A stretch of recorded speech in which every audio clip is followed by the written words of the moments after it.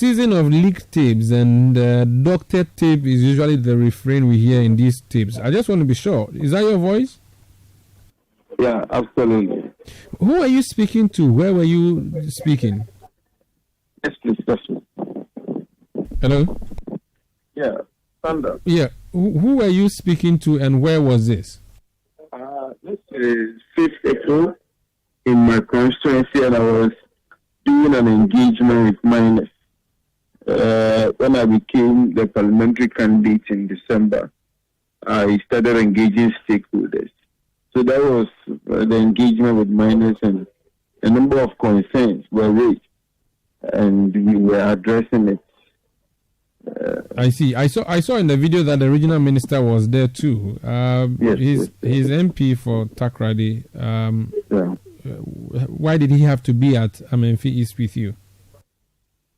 Oh, I invited him. In fact, there was a chief who also represented the paramount chief, a number of dignitaries. There was a Amenfi West parliamentary candidate also there, and a number of them who came to support my engagement with the minors. So my platform broadcasts in the English language. That audio I played was in Chi. Do you care to speak to my audience about what exactly you were saying that has led to the brouhaha? Oh, Sandra, I think the best thing to do is to clarify the intention of the statement and probably give more light on it, because a lot of Ghanaians are privy to the short video or the audio that is 3 minutes 24 seconds out of over 2 hours engagement we had with the minors. And so basically, we were able to distinguish between two forms of operations that is carried out by two groups of people: the legally mandated and authorized security people, and the illegal or unsanctioned operations that is carried out by some people in uniform, assuming to be security persons, and with the intention of extorting money from minors who are legally operating. These are the two groups we were discussing about. And so if you listen to the audio or the video, you realize I was even encouraging them to generously give to these men when they come on patrols to secure their environment and see what they are doing.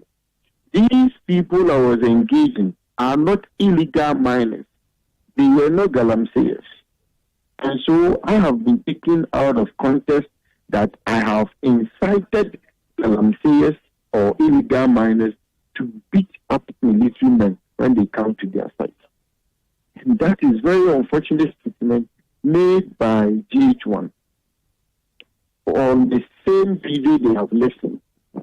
And you look at how you are doing your journalism and how they did yours, then they need to be patient.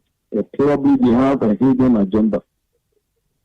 So the people you were speaking to were not galamseyers. Who were they? Oh, I was engaging minors, legally mandated minors. You know, this government, we have a president who has put in his presidency on the line to fight these menace of galamsey. I, as a parliamentary candidate, cannot and will not encourage galamsey. In my constituency, Amenfi East, it is the first place the president introduced the community mining scheme 24th July 2019. I held the first community mining secretariat. My relationship with the miners has been very, very phenomenal. The community mining program is a program we have actively participated. We have also launched and inaugurated our district mining committee that is functioning to make sure that all miners are guided to stay away from forests, river bodies, and roads. And a lot of reclamation has been made in Amenfi East. So I engage these miners listened to their concerns, and they told me there is a rampant operations carried out by security persons. So I make inquiries, and regional minister was there. He could not attest to a single operation that was sanctioned by the government from January to April. And that the miners were giving us a number of operations, a number of incidents that had happened between the same period. And me, myself, I had intercepted about 5 of these illegal operations that has been going on in the constituency. So I gave them this assurance that, no, look, now we are going to create a WhatsApp platform to put all of you on. The first thing to do is to report that there is a security person in your area. We will clarify to find out whether they are the authorized, legal, sanctioned operation that is being carried by them, or they are part of those who uses it as business. We have people from other parties who uses it as business to create an impression that our government hates minors. So they call their friends in the services, whether they are in or not, friends in uniforms, rent land cruisers for them to come on patrols, on operations to extort money. When they come, they are the violent types. And 2, we have evidence in 2020 elections, when the police were supposed to do their voting on the 1st December, they were doing operations in Amenfi. An operation orchestrated by an NDC people to cause disaffection for our party because it's an election year and they were not going to use. Lo and behold, all 10 electoral areas these people did the operation, we lost all of them. And so I have seen that again early this year. And so I was questioning the people that those who come legally and authorized, you can encourage them to do so because they even give you protection.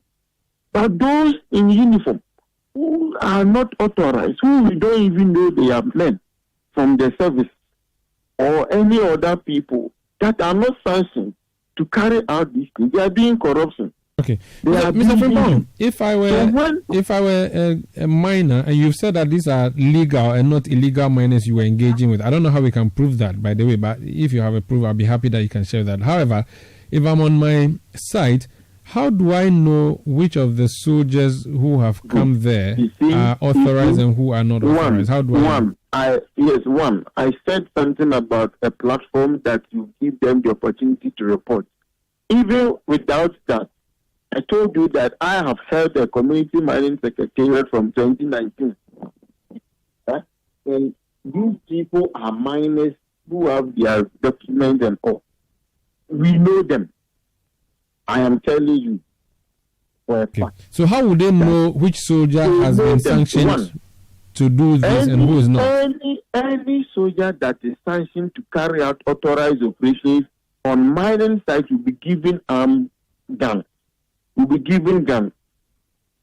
Even if they will go with land cruisers, they will still have a single or one, at least one official car that is escorting them. What does official car mean? The military and the police, they have their cars. The Ghana Army cars, the Ghana police cars, and all that. So hold on. So these soldiers who you say are operating without authority, they go without vehicles and guns. They go with a rented land cruiser. So you are saying that if they see soldiers arrive in a rented land cruiser, they should disregard them. But if they arrive in a camouflage or registered military vehicle, they should respect them. Is that what you're saying? I did not say that. Listen to me. Please explain. I said that these operations, the people I spoke with, they know them. They know them.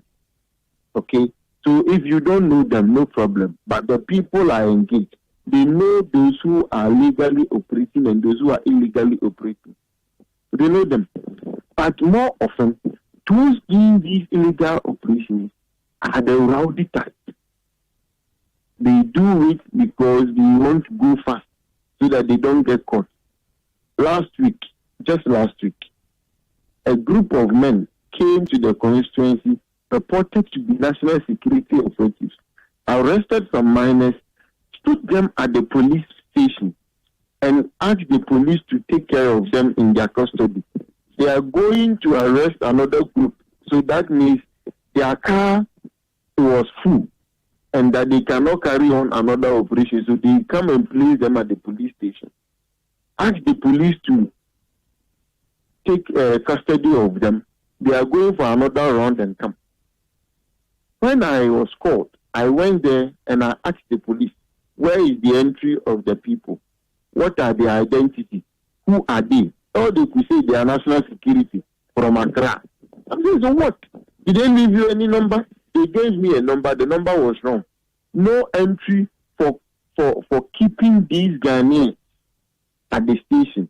So I told them, no, this is illegal. Release them. Immediately, they released these guys.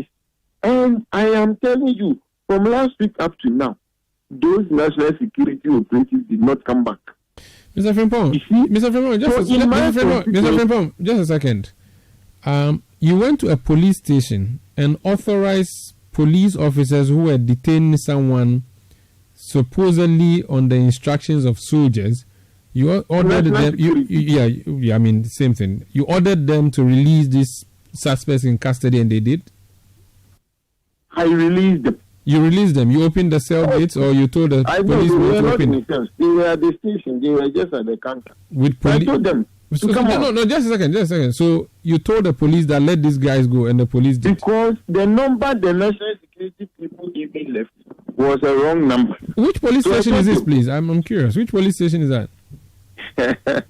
That's the Wasa police station. Wasa Ekropon. So the commander there is aware that the commander wasn't even there. I know, but so if the Wasa Ekropon police commander is listening to us tonight, you are putting it on record that you, Ernest Frimpong, and I'm going to use a mere Ernest Frimpong in the sense that you are a civilian like me, when they gave an instruction for people to be released. I did not give an instruction. You said you told them to be released and they were released. Yes, so I justify.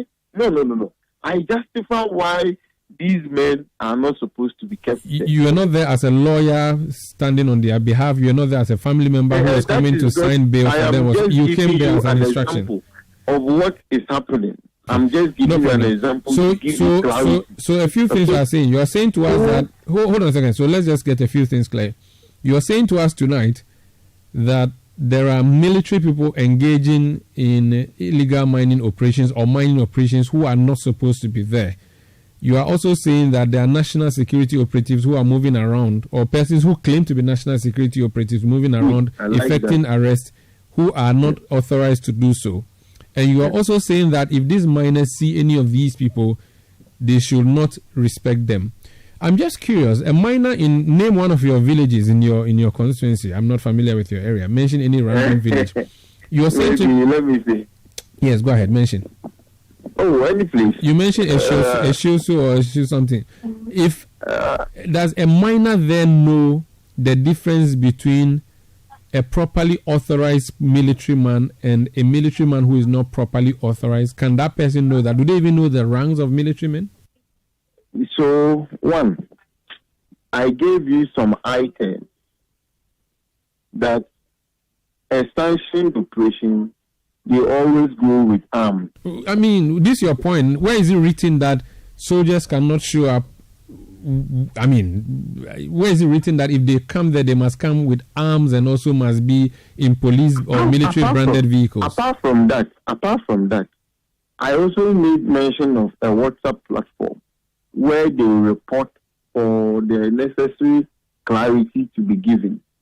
Apart from that, you are not in Amenfi, so you don't understand what I said. Definitely, but I understand the sense part of the issue. So let me ask you this question. What I'm saying is that there are people in the constituency who does it as business. No problem. And you know of these people, but you have not handed them over to the police. I don't know them. You only hear of the operations, and before you get there, they are gone. The governments that you belong to, Operation Halt and Operation Vanguard, those were two major deployments that the government did, and you were using soldiers for both.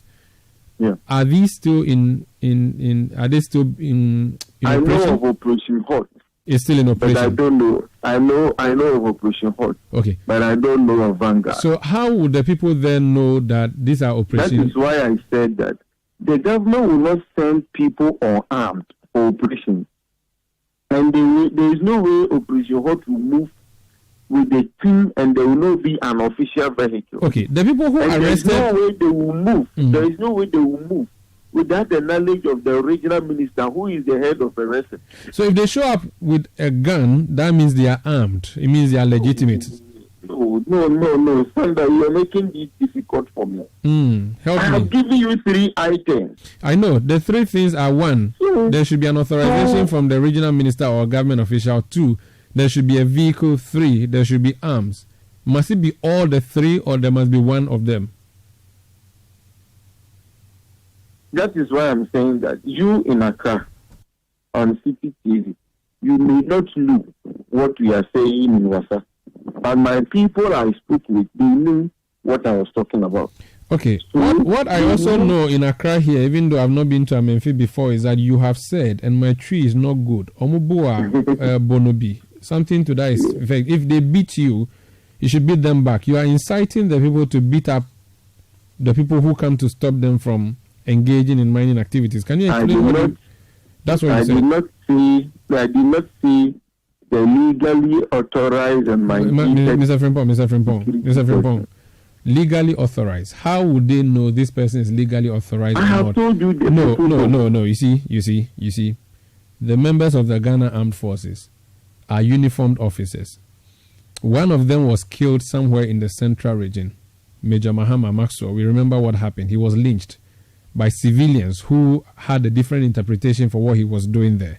His statue is here in Accra, near Bemakam, for all of us to remember. What you have done is akin to asking them to lynch a soldier who comes on site. That is as simply as you have done. And you have no way of explaining this lengthy... It's like you want them to hold a checklist and check. Is it a government car? Check. Do they have weapons? Check. Thirdly, then after that, do a voice note and put it on a WhatsApp platform that has you, the DC, and the regional minister. You are inciting violence, and possibly you are asking for people to lynch military men who they see in these mining areas. Unless the president has reversed the order for soldiers to go and prevent illegal mining, what you have done is not right, sir. That's what I'm suggesting to you tonight. I want to also say that I have been taken out of context because why? You have not been. You said they should beat the people who come there, didn't you? Listen, I did not say they should beat the people who come there. I said if they beat you, which means even if the operation is legal and authorized or mandated, they do not beat people.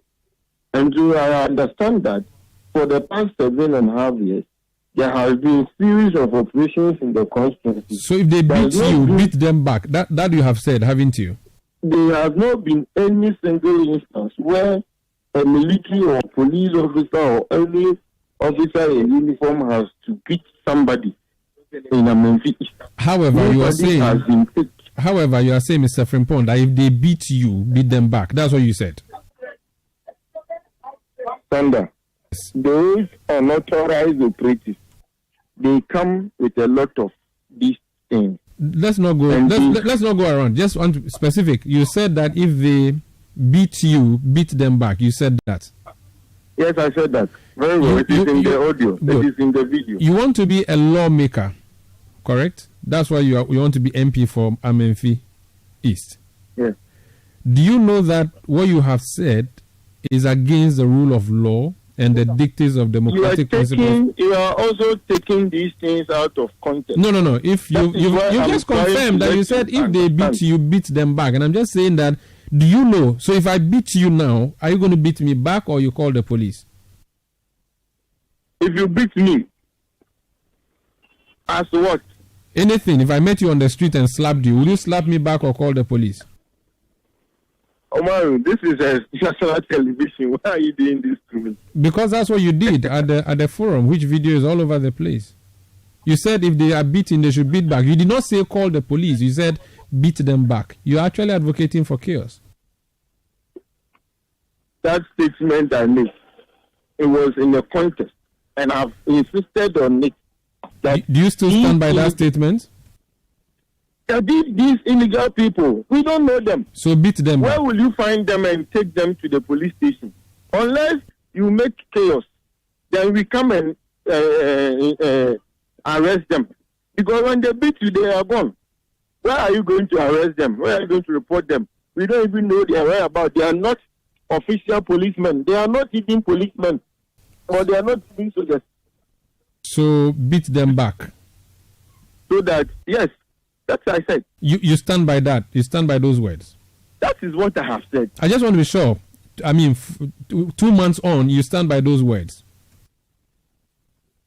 Mary, thank you for the interview. I'm grateful. I'm grateful too. That's Ernest Frimpong. He is NPP parliamentary candidate for Amenfi East in the Western region.